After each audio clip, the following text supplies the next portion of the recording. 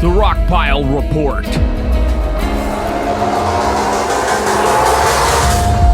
Buffalo, New York is going to be the epicenter of every stargazing nerd's wet dream. With Buffalo Bills season ticket holder, Drew Geter. If there was ever a time to break out Skyline Chili, it's when the Bills are 5-2, right? The Rockpile Report. The pettiest, hardest drinking Bills podcast.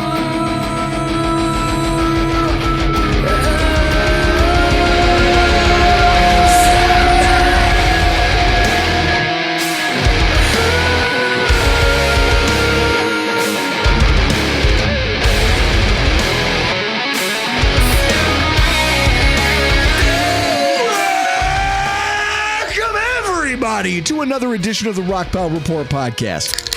I'm your host, Bill's season ticket holder, Drew Geter. That's my producer, Chris Kruger. And it's another cold, crappy, snowy Wednesday in Buffalo, New York. I'd open this up to people listening. Did you like the premiere style of our episode last week? I did. Is that something you joined later in the show, but is that something, should we continue to do the premiere style for our non-live show? Because I think it went well because we didn't, there was no marketing behind it. We didn't tell anybody that we were doing a premiere version. It's like when you do a pop-up, like a restaurant pop-up, except you don't tell anyone it's happening, and then no one shows up. Yes. No, I thought it was cool. I thought it was cool that I could still get in and interact with people and have discussion, see some of the commentary live, like in real time, and kind of understand what people are like hearing when they're on the other side of the screen watching us do the show and commenting on it.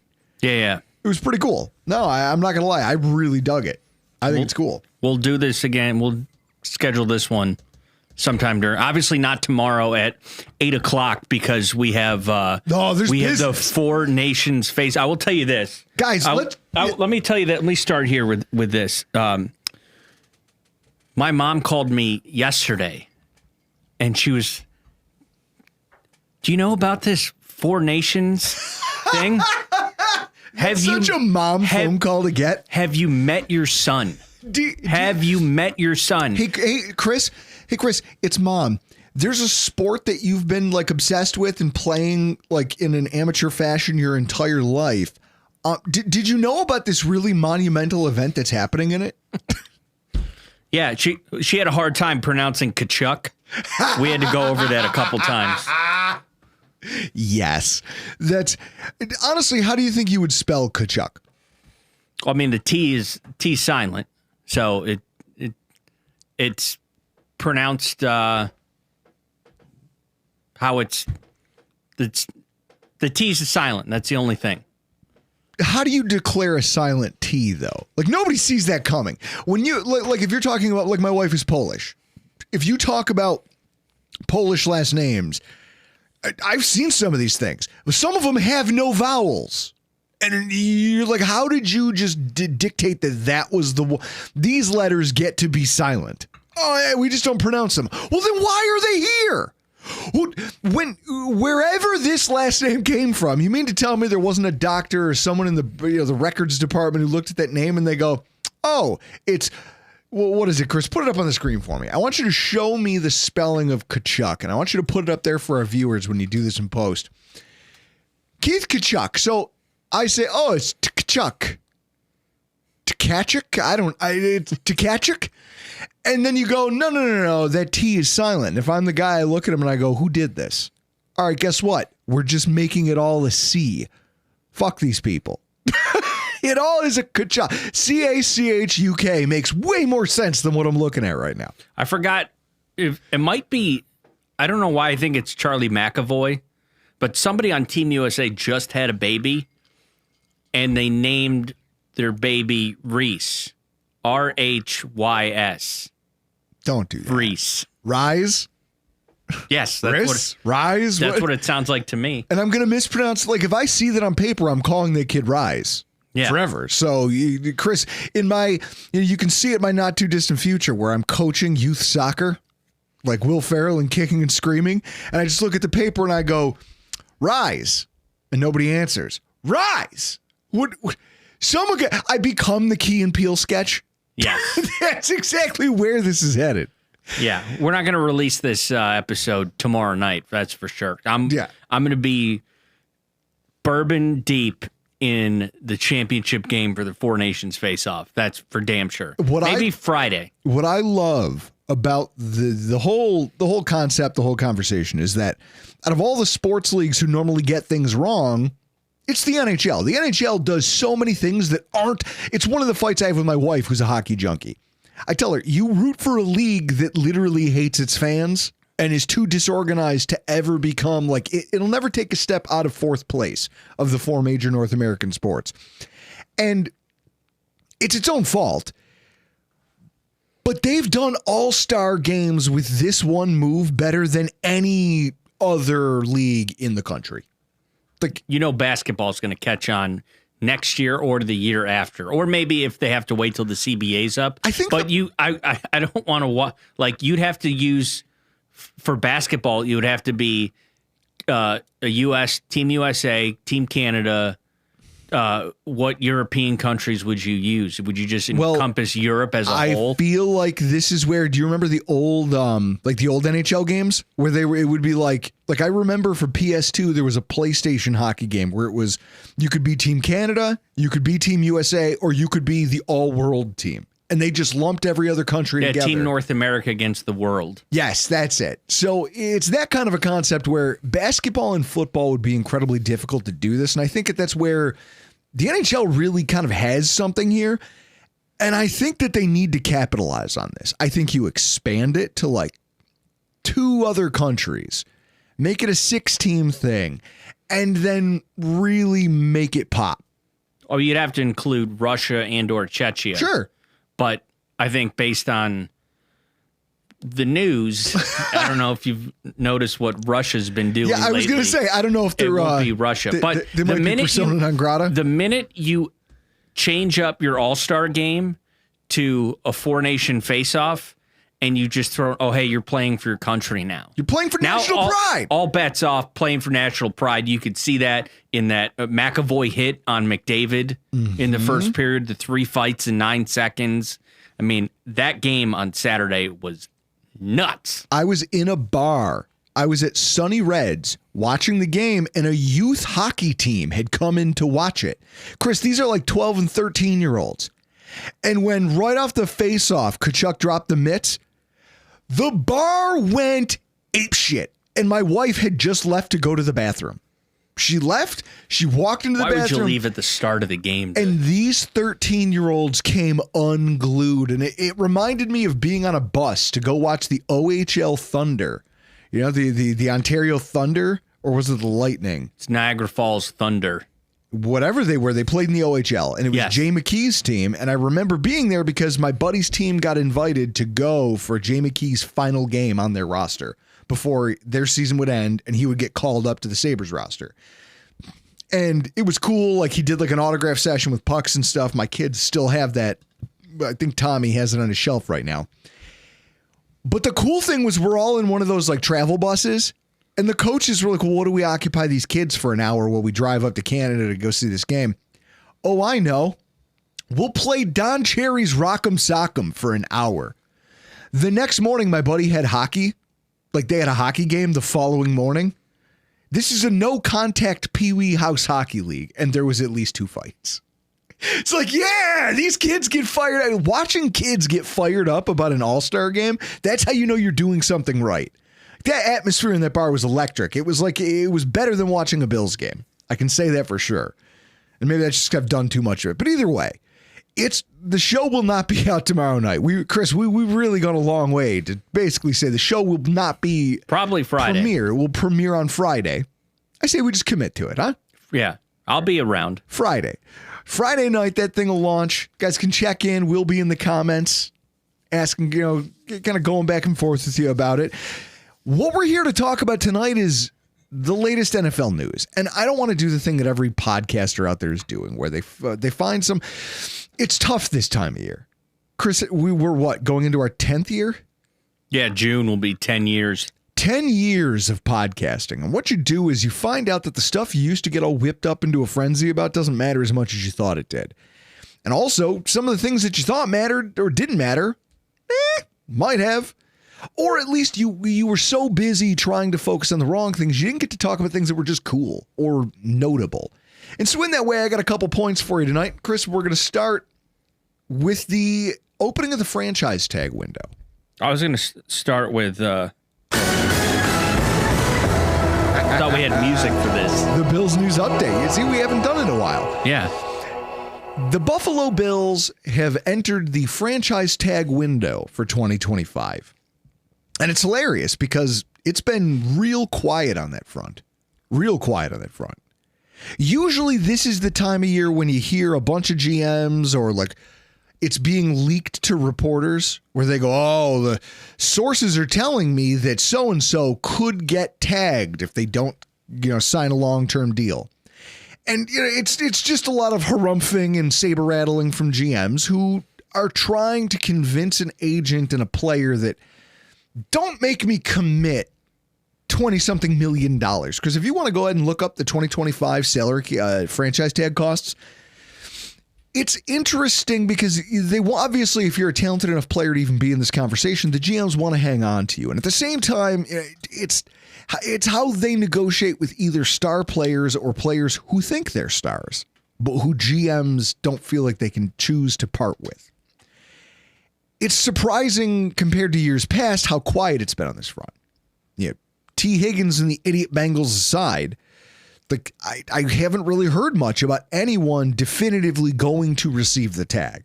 And the T. Higgins situation is one of the dumbest things you could think of because when you think about what that means for their franchise, here's a guy that you could have signed last year. You had an opportunity and instead you franchise tagged him for $21 million, guaranteed. And he only played half of his games. He missed legitimately half of the season. In fact, he's only played 54% of his last 2 seasons. And I will say, as a James Cook aside, Chris, if you're thinking about the way T. Higgins approached all that, you could see a world where maybe James Cook does the same. We had a game this year where we had to play without James Cook. Luckily, we had Ray Davis, and he stepped in admirably. But when you put a player like a exact T. Higgins situation in a position where they don't feel like they're going to get the value that they need from you as a franchise, they will make business decisions if they think that once they eventually hit the market, they'll get the contract they deserve, right? Yes. That's pretty intuitive. So with that in mind, you take a look at how this is played out for the Bengals, where they tag T. Higgins and say, no, you're going to play next year and you're going to play at $21 million and we'll figure it out next season since you won't sign a long-term deal at the price tag we want. Then he goes out and plays half the games, but still has a very good season when he does play. Reminding you, I'm still an electric player. I'm also just going to not push myself if I don't have to. Why? Because I'm going to be a free agent again next year. And so now the Bengals have somehow trapped themselves in a situation where they have no leverage over either star wide receiver that they're trying to retain because both of them are like if they had T. Higgins under contract, they could have gone to Jamar Chase and said, listen, we know you're electric, but at the same time, we could tag you and then trade you for multiple first round picks and make you deal with some other franchise. You could go play for the Patriots. You could go play for who else has a quarterback that sucks? Or how about a quarterback on a rookie deal? Sure. So like Washington, would they do that? Maybe. So they'll tell the player, look, you'll get sent where we send you, or you could sign a deal here. And oh, by the way, we have a wide receiver number 1. We don't need you. They literally gave that up just in the pursuit of being cheap. They themselves voluntarily gave it away. And now they're stuck in a position where they have to negotiate with both of them, plus a defensive end, plus a linebacker who's now demanding a trade. And it's like they're going to have to, even though they have all this cap space, they're going to have to move heaven and earth just to put out a roster that isn't worse than the last year's team that had 9 wins. Yeah. It's brutal. But I guess all of this is to say that in terms of tags, you haven't heard much. Like the only other player who you've heard anything about was Chris Godwin. There was talk that he might be franchise tagged, right? They voluntarily pushed the date back where his contract would void. That came out today. The fact that they did that now takes the franchise tag off the table, but you don't make that move if you don't think that there's a contract in the future. Like you're doing this because you feel like you're close enough, you're not going to lose the player. And if it doesn't happen, you're willing to lose him for nothing because you don't want to have to pay him $21 million. Or what, Chris, what is it now for a wide receiver? $23 million? Yeah. And if they tag Higgins again, he will be on the hook for $26 million this year. Which again, even though the Bengals have a lot of cap space, you can't do much with that. Right? Like, hey, I have to pay you more because I tagged you last year. So now you're due 26 plus. And I still don't know if you're going to be here next year. It's not a great situation. But I've heard more talk about the guys who aren't going to get tagged. I thought that was interesting. You know, Minnesota's quarterback, Sam Darnold. That he guy get tagged? So this was the thing. There was a point right around week 8 or 9 where I heard discourse start to ramp up around the concept of this guy who I still believe he should have been comeback player of the year. Like they gave it to the guy who got hurt and then bounced back. But in reality, if you just gave it to the guy who, I mean, he started with the Jets. He never had a prayer. And then sort of drifted around from team to team until he finally got a starting opportunity again. And this was supposed to be like a stopgap. Hey, we planned on having a rookie quarterback and it blew up in our faces, but we've got Sam Darnold and we'll make the best of it. And the best of it ended up being almost winning the NFC North. Almost having the 1 seed in the NFC going into the playoffs.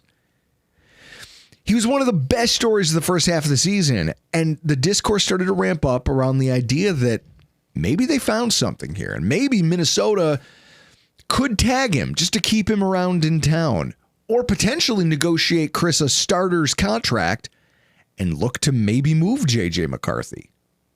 You know, it's like the Family Guy episode where they go in for the timeshare thing and they go, okay, you sat through the meeting. You can pick. You either get a speedboat or you can take the mystery box. And he goes, hey, let's take the mystery box. And Lois is yelling at him and he goes, well, it could be anything, even a speedboat. You already know that you have something you can almost win a conference with. Why would you give that up in the pursuit of a rookie who could be the next Nathan Peterman? But then his shine wore off real badly down the stretch. The clock struck midnight, Cinderella turned back into a pumpkin. And this past week, head coach Kevin O'Connell said Darnold has earned his right to test free agency. Now, if that phrase sounds familiar to Bills fans, it should. Brandon Beane himself has used that verbiage a couple times. It's the exact. I went back and listened to the 2020 postseason press conference today just to make sure I wasn't crazy. Brandon Beane said the exact same thing about Jordan Phillips and Shaq Lawson.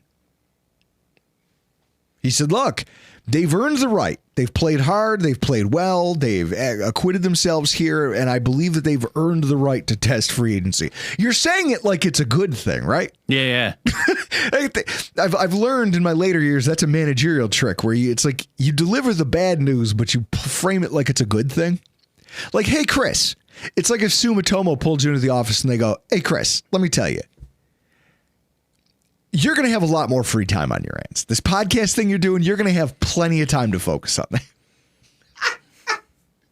It's a dickhead thing. It's like underscoring. I'm about to do a kind of dickhead thing, but here we are. And it's packaged in a way that makes the general public feel good. Like, oh, yeah, that player deserves to go see what his value is. And there's Brandon Beane going, they'll be back.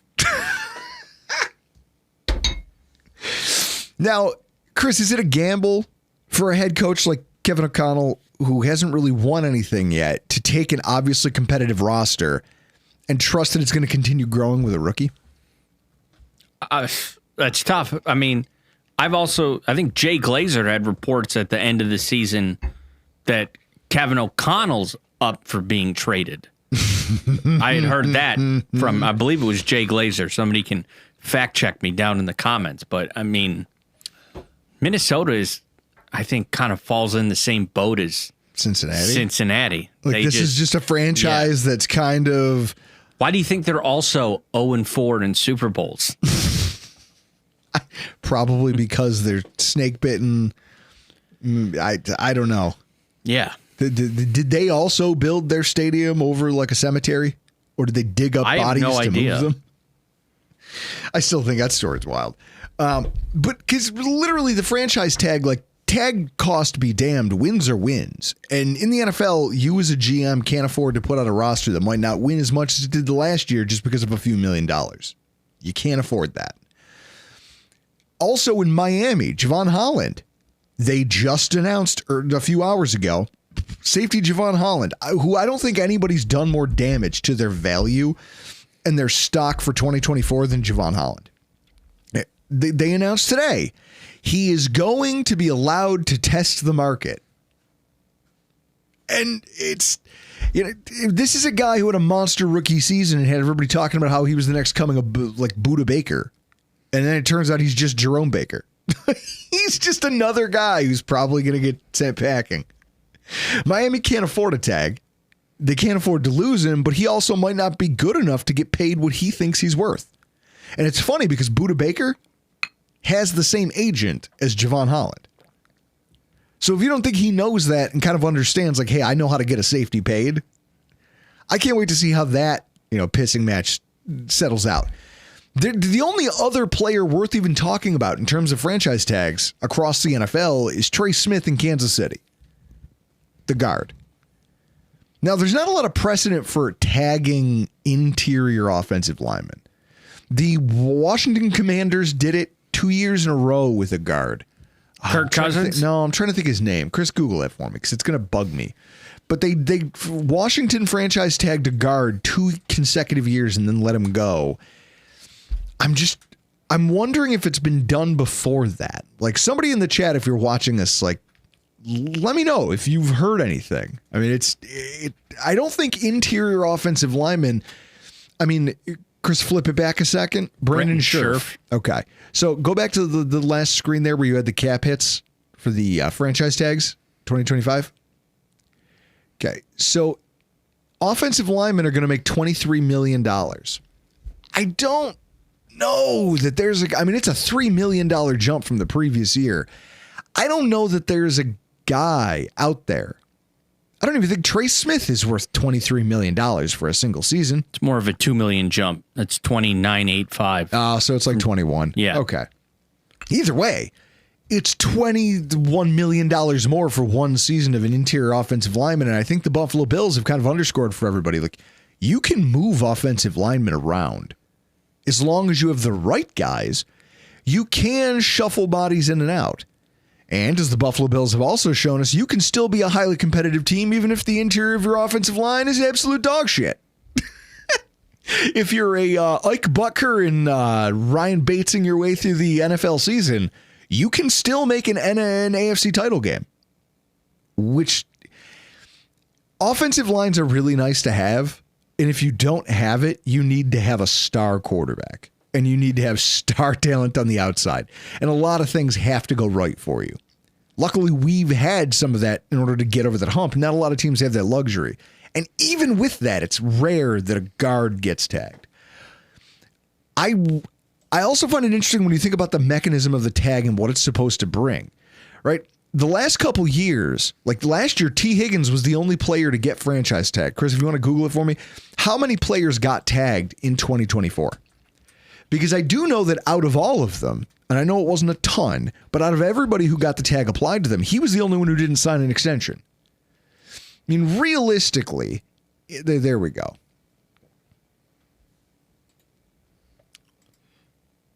Michael Pittman, Josh Allen, Jaguars, Josh Allen. Oh, the bad Josh Allen. Yes. Jalen Johnson for the Bears. Patriots safety Kyle Duggar. Buccaneers safety Antoine Winfield. Metabike, Ravens defensive tackle. Brian Burns, star pass rusher. Yeah, so all of these guys, although I think he got traded, didn't he? He was tagged and then traded to the Giants, I think, by the Patriots. So but he still got an extension. The Chiefs tagged and then traded L'Jarius Sneed. Yeah, there wasn't everybody who got the tag either got an extension or got traded to a team that gave them an extension, except for one. So it's not like the mechanism wasn't used. It just didn't, it's no longer a thing of, hey, I need 1 year of a stopgap. It's, hey, I need more time, and I as a GM need to assert a little more leverage over you as a player. Because now you're tied to me, Chris. If I use the franchise tag, you're getting $23 million if you're Trey Smith. You can't play for anybody else.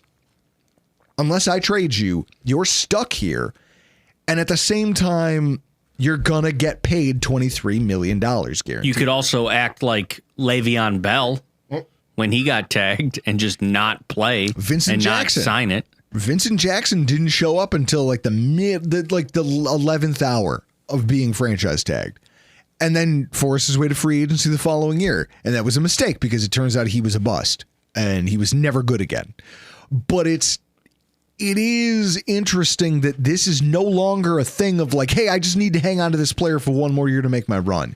It's now being weaponized as an added bargaining pressure by GMs around the NFL. And that's interesting when you talk about the Buffalo Bills. And here's where I bring the conversation back around. In 7 years as our GM, Brandon Beane has never had to use the franchise tag. I feel like that's pretty impressive. Yes. Now, he's got as much, Chris, when you think about the approach, what that means, on one hand, you could say, hey, that's just savvy GMing. And on the other hand, you could say, well, there hasn't been any free agents here worth shit enough to ever franchise tag. And you can call it 6 in one hand, a half dozen in the other. But either way, Brandon Beane has as much use for tags as I have for an orthodontist. Cheers. I'll drink to that.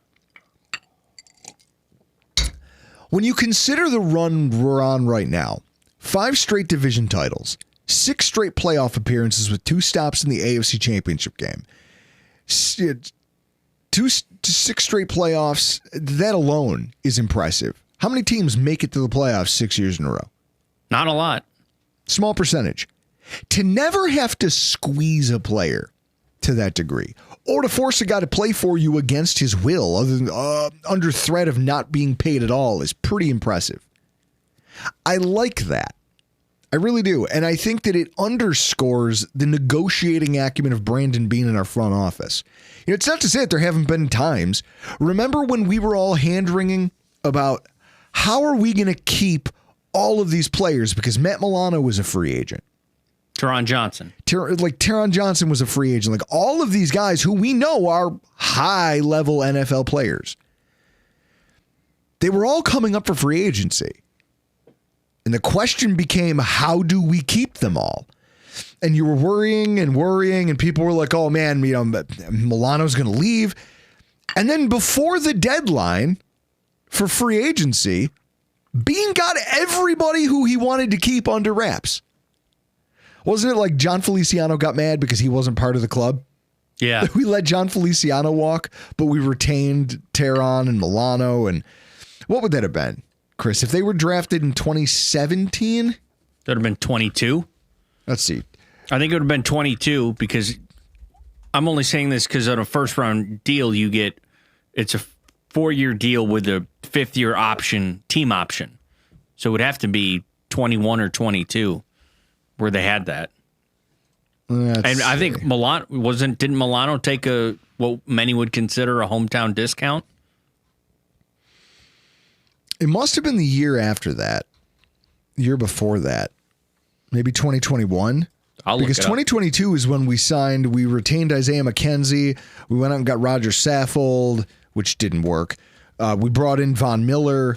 That was 2022. 21. So in 2021, that free agency class, Beane found a way to keep all those guys from getting to market, but also didn't have to leverage anybody with the franchise tag. And I find that impressive. I think that it speaks to not just his acumen, but also something I've been talking about here on the podcast for the last couple of weeks. Terrence Gray and just his situation as it pertains to, for those of you who haven't been listening all that diligently, Terrence Gray, Buffalo Bills director of player and what is it? Director of player personnel. Player personnel. That's why his situation I've been watching so intently, right? Just to give you guys an update, he did not get an in-person second interview.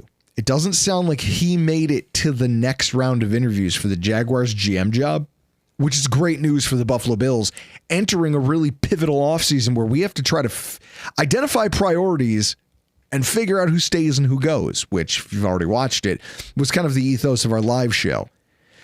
You can't negotiate in good faith, and you can't set your internal price tag for players. Like when you talk about the Jordan Phillipses of the world, Chris, and you say, hey, I, as Brandon Beane, go into a season saying, hey, Jordan Phillips, I'm willing to give you $7 or $8 million a year. I even remember with Shaq Lawson, their number for Shaq Lawson was somewhere around $7.5 to $8 million a year. And Shaq was like, well, Miami's going to give me 10. And they said, okay, have fun in Miami. You go, because that extra $2.5 million, I can't go there because I have other negotiations that I'm lining up for.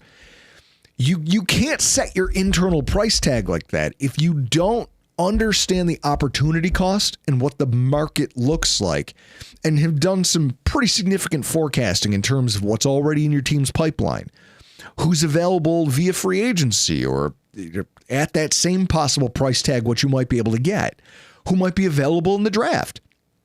Yeah, this is something as we talk about franchise tags, the T. Higgins situation, it becomes important to the Buffalo Bills because you're talking about a year where you've got a running back that right now is doing his own saber rattling. Everybody's posited on it. They've given their opinions. They've talked about how, we could do without James Cook. I think James Cook is a hell of a running back.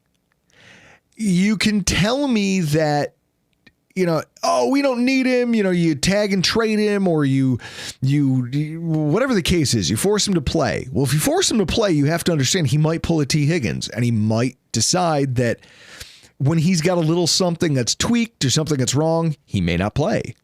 And you can fault him for that if you're a fan. It's your God-given right. Like Lenny Klotz said, being miserable and treating other people like dirt is every New Yorker's God-given right. You can be mad at the player, but you also have to do it at least with a little bit of understanding that he didn't pick this situation. He just wants to be paid what he thinks he's worth. And I think James Cook has proven he's worth something, right? Yes. A significant amount more than his second or third round. He was a third round pick, right? I believe he's second. Yes. Yeah, you're right. Later in the second round. Way more than that contract is currently paying him. With that said, if you're going to try to think about opportunity cost, you have to take a lot into account. One of them being, hey, Terrence Gray, what do your scouts think right now in terms of this draft class? And, people will tell you this is the best running back draft class since 2017, where Saquon Barkley was drafted. And that's great. But at what point, where are the cutoffs in that? Because here's what I hear from a lot of lay Bills fans, Chris. Oh, just let Cook walk, and it doesn't matter because we'll just draft another one. Okay. That same person will come back to you in the break room about a half hour later, an hour later, 2 hours later, whenever you go to get coffee, or God forbid you're at the urinal and they decide to come in and try to talk to you. Total sidebar. How do you feel about that? You're in the restroom at work. You're at the urinal minding your own business. Someone walks in, takes the urinal next to you, and tries to strike up a conversation. Simple. I zip up, leave, and I come back in 10 minutes. It's so easy. You can shut the pump off like that? Yeah. Not me. I'm stuck. Once I'm in, I'm locked in. I think it's just the amount of water I drink, really. I'm up to a gallon and a half a day. Once you start that thing, you can't stop. So this is the same person who will approach you and go, I don't care what it costs. The Bills need to trade. The Bills have to go and they have to trade for a senior. They got to go get Max Crosby or Myles Garrett. And I go, well, didn't you just say you wanted him to draft a replacement for James Cook so we didn't have to pay him? Okay, well, how do you want them to replace a high-end running back if they don't have any draft picks in that range to get that player? Like, that doesn't make any sense, does it? I don't know, I'm for if you have to trade James Cook to get a Myles Garrett or a Max Crosby, I would do it. Sure, if he was part of the trade package. My point is people are like, oh, you just go to the draft and replace him. You do know that the picks that it would require to make that move, you're probably going to need one of those to replace a James Cook. And so in that way, I get frustrated when I hear all this discourse. Well, I don't trust our brass at running back drafting, because for me, Ray Davis still he's had 1 year. He's just still he's trending up. Well, I'll just say that. But your other draft picks that you've had within this regime at running back, Zach Moss and Devin Singletary. No, thank you. Where are they now? So I don't trust this GM yet to draft a running back. I do trust them to draft a linebacker. Because Bernard, Williams, Milano. I mean, Balin Spector sucked, but for a majority, it's not just drafting, it's development. Yeah, I'm good with linebackers. Running backs, they're not that good with. But if James Cook wants his $15 million, he would. Why wouldn't you include him in with Cleveland or a Las Vegas trade, considering they don't have quarterbacks? Because just like Matt Milano, maybe there's something Brandon Beane can work out here. And that's why I find all the discourse around this fascinating, where everyone goes, it's an all or nothing proposition with you people. It's, someone out there right now went, what do you mean you people? And then, of course, they probably made a comment about my stupid collar or my teeth. But what I know is you can't have it all. Your GM can't do everything for you. And the franchise tag being a mechanism that he could be using and him actively choosing not to in most seasons, it is kind of a perfect storm of his, it's things that he's been good at. He's been good at avoiding it with star players. And at the same time, I think in his bones, he probably just hates the concept of creating bigger problems down the road. It's why you'll see him be a little conservative sometimes. I think that they've been able to find really good value to replace certain things. When we had a right tackle problem pre-Spencer Brown, Darrell Williams, nobody will remember it, but Darrell Williams had an amazing season the year that the Bills made their run to the AFC title game. 2020? 2020. And they went out and they found guys. They brought Dean Marlowe back.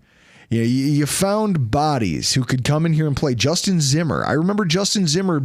He's on a 1-year deal for $750,000. Justin Zimmer made an impact in that first year, for being a depth player. They do a good enough job. Look at this past season. Ty Johnson and Matt Collins were both making mediocre contracts for the amount that they contributed to our wins. Matt Collins led the team in fucking touchdowns. So it's just, there's a lot that's going to take place, and there's a lot you don't know about the names that you think you know. And there's a lot that you don't know about how Beane values these guys.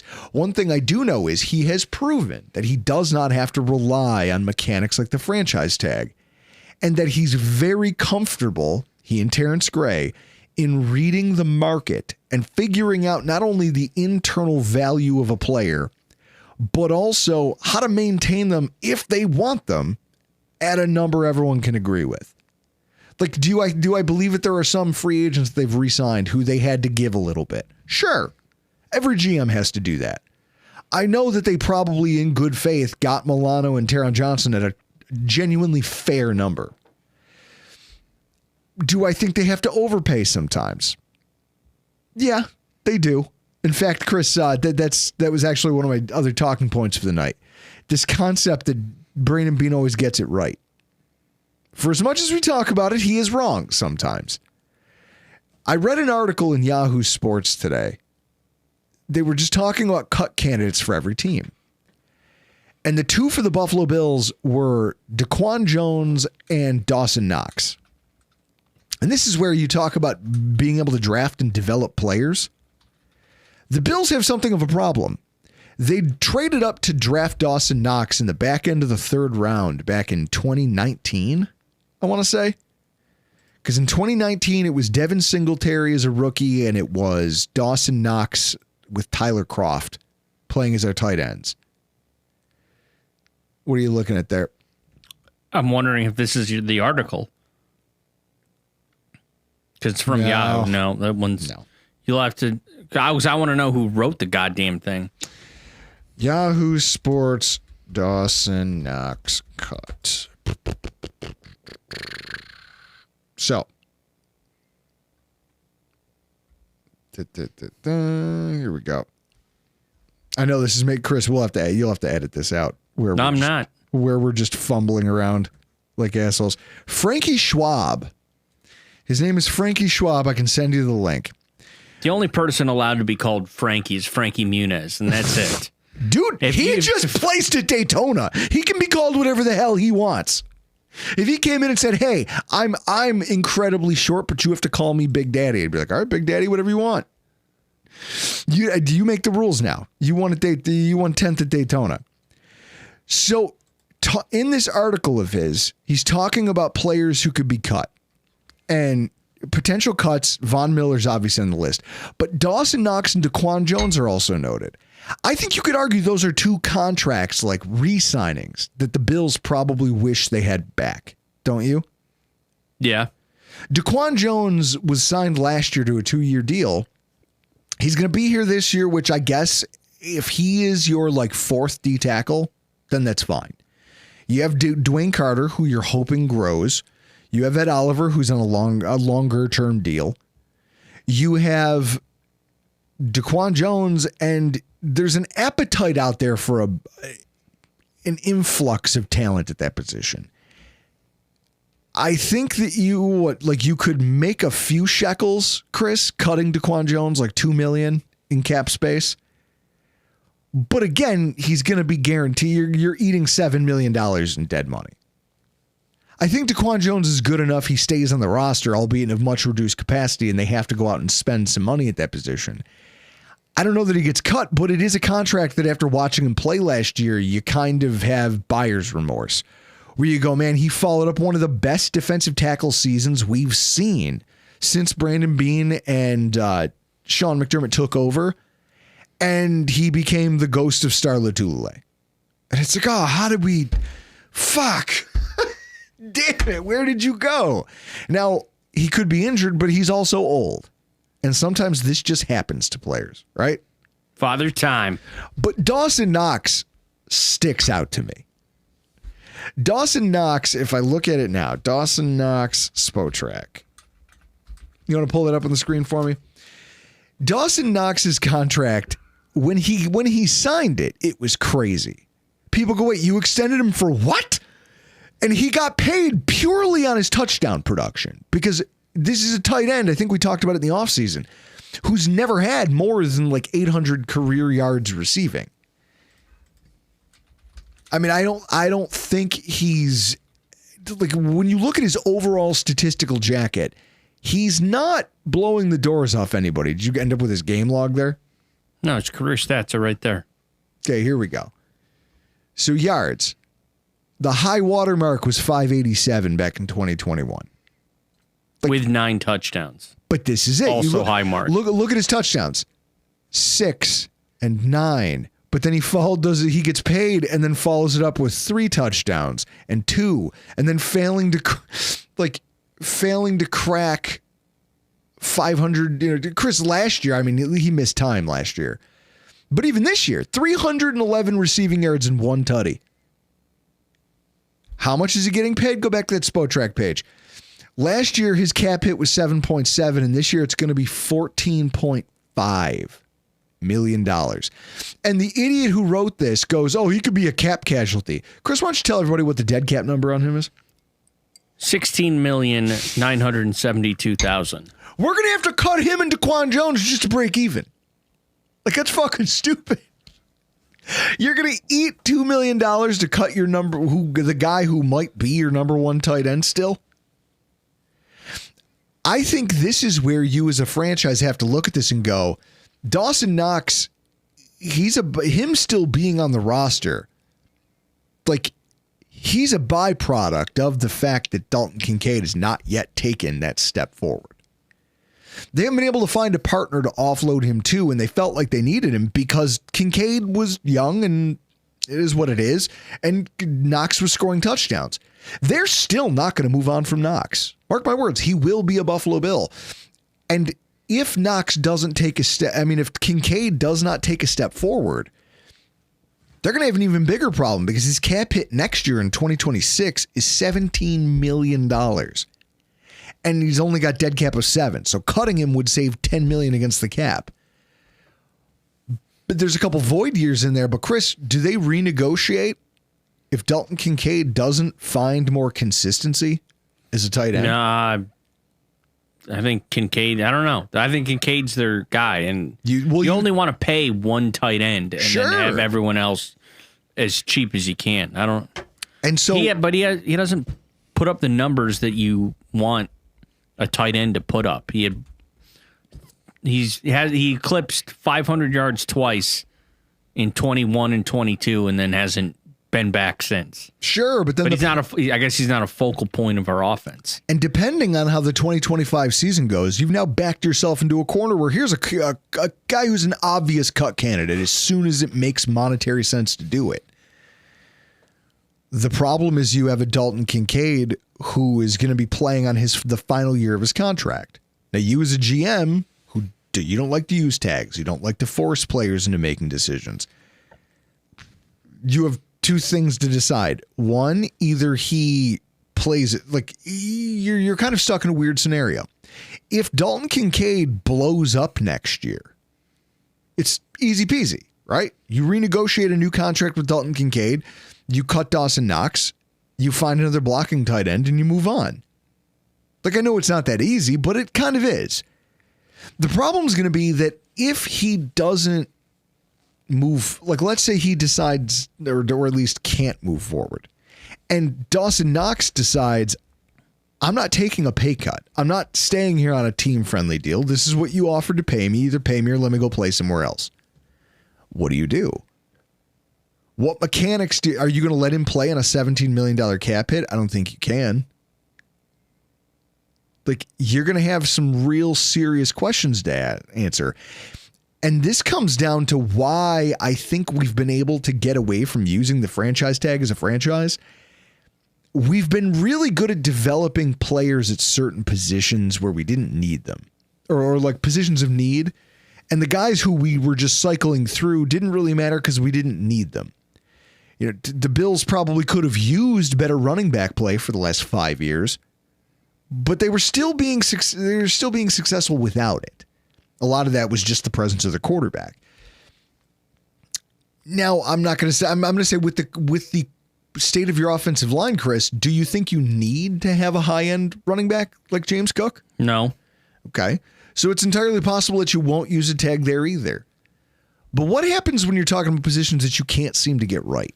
Right? Like linebacker. You seem to get that right more often than you don't. So, of course, you wouldn't want to tag a Matt Milano if you can't get a deal done. You just say, okay, all right, I'll go back to the well and I'll keep churning.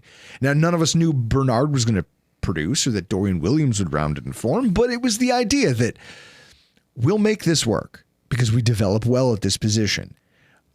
You're talking about cornerback, that Sean McDermott, like his career is littered with defensive backs who rounded into form. This is how you as a GM, and this is just an example. I really hope in my heart of hearts that this isn't the case, right? That either one of these guys is a candidate for a tag, whether it's a transition tag, a franchise tag, whatever it might be. But I think it's worth noting that the Bills have done well enough to develop at certain positions where they've been able to avoid, and also, look at, you develop cornerbacks, you develop linebackers well, you develop safeties well. So you're never in a position where you have to franchise tag those players. I don't know about safeties. Safeties, they were never close at Poyer and Hyde, even when they were in their prime. They negotiated fair market deals because Beane's really good at that. Yeah, well, I'm just saying from a draft perspective. They're not known for drafting. I mean, we don't know about Cole Bishop yet. Sure. But they're not at the level of a linebacker or a cornerback. So. But they've still been serviceable, and they had an AFC title game defense. Yes. Okay. So I digress. They find a way to make those things work. Your wide receiver room worked this year because you have a quarterback and an offensive line who make that aspect of the game work. And so in that way, I don't want to say you can just plug and play anyone in there, but you kind of can. You know, Matt Collins had never seen this many touchdowns in his career. He scored. Khalil Shakir looks like a star. Yeah, you've got guys who have not been as productive as they have been in a while. Emmanuel Sanders, cup of coffee with the Buffalo Bills. He had a very productive season for his age and kind of where he was in his career. It's that kind of thing where you don't have to franchise tag players at those groups because you know you have another super weapon somewhere else that augments the performance of those groups. And so you don't find yourself in the position that the Bengals are in, where they're over here trying to negotiate with 2-star wide receivers at the same time, knowing that that's kind of what makes their team run because their offensive line isn't stellar. They have no standout rushing attack to speak of. Like, they have no tight ends. Mike Gesicki was their tight end. That guy's bounced around like a Super Bowl. The franchise tag is a mechanism of desperate GMs, and I think poor franchises. And I think the fact that Brandon Beane hasn't had to use one in 7 years is a testament to his ability as a GM to understand value and go find it. But I'm wondering how much road that has left. When you look at positions like tight end and you say, we've got guys who are okay. They're better than what some teams have. They're worse than some other teams. Neither of them are routinely productive. Neither of them are players that I want to be relying on in clutch moments. And that's where this all falls apart because you say, okay, if I can't come to a deal, I might have to overpay. Well, if I have to overpay, Chris, go back to that chart. 2025, what is the franchise tag for a tight end? Well, I think it's like $20 million.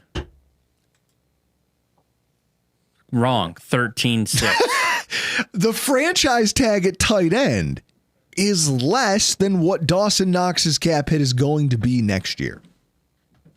So if you really don't think you can get things done, then maybe it's a situation where you have to consider for the first time in your career as Brandon Beane saying, look, I either have to find a way to get a good, reliable tight end, or I'm going to have to do the thing where I draft a bunch of rookies, I tag a Kincaid because he's still making less against my cap than Dawson Knox is. Cut Knox and see what happens. Again, these are the moves of desperate franchises.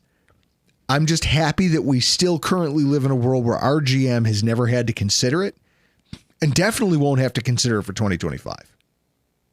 It's a great place to be, guys. With that said, I've bored you enough with franchise tag talk for now. It'll be interesting to watch this. This Cincinnati situation is fascinating to me because that's one of the things no one's talking about. Chris, you yourself, every time you talk about this superstar trade, you talk about a Max Crosby, you talk about a Myles Garrett. What if I told you the right move was giving up less draft capital to go get yourself a Trey Hendrickson from a team that's not going to have any cap space? In fact, they probably need to lose some cap hits, some significant ones, in order to be able to afford everything that they're trying to do. I'll take a Trey Hendrickson. Like if I told you, hey, I can't give you it's like Pawn Stars, where you, or what is that? Yeah, isn't that what it is? Pawn Stars? Or Hardcore Pawn?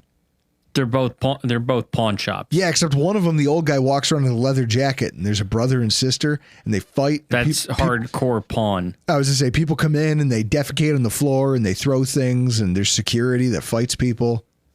Yeah, no, that is not okay. Pawn Stars. I get all my pawn shows confused, but it's a thing of like you walked in there and you as a fan go, I've got a first and second round draft pick. In fact, I've got 2 second round draft picks. Or maybe I've got 2 first round draft picks and I am demanding a Myles Garrett. And Brandon Beane wheels around at the counter and goes, best I can do is a second round pick for a slightly used Trey Hendrickson. A second this year and a second next year. I would argue that's probably the best case scenario for the Bills, right? Yeah. I mean, we can talk more about that in the coming weeks, but it's just the concept that any team using the franchise tag is one that can be taken advantage of, and it's usually a sign of weakness from a GM. I am happy that ours hasn't had to stoop to that so far throughout the course of his career. God willing and the creek don't rise, he'll be able to continue it for another season or two while still continuing to build the Buffalo Bills towards being a legitimate Super Bowl contender. This has been fun, but for tonight we got to get out of here. I'm Drew Gear. That's Chris Kruger. This has been your Rock Pile Report.